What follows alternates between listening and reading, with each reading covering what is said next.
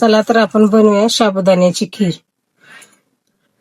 कढईमध्ये तूप गरम झालेले आहे, त्यामध्ये ड्रायफ्रुट्स टाकून घ्यायचं. त्याच तुपामध्ये आपण शाबू टाकून घेऊया.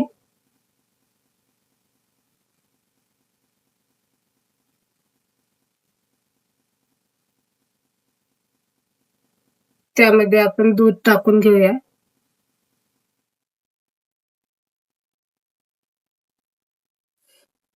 चवीप्रमाणे साखर टाकून घेऊया.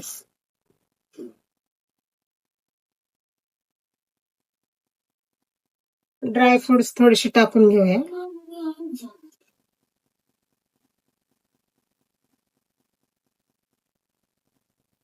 छानसं असं एकत्र करून घ्या. छानसं हलवून घ्या. 2 मिनिटे याला शिजू द्या. व्यवस्थित असं खाली लागेल असं नका करू. व्यवस्थित शिजू द्या. असं आपली खीर घट्ट झाली पाहिजे. हे बघा, आपली शाबूची खीर अशी छानशी तयार झालेली आहे. व्हिडिओ आवडल्यास लाईक आणि शेअर करा. धन्यवाद.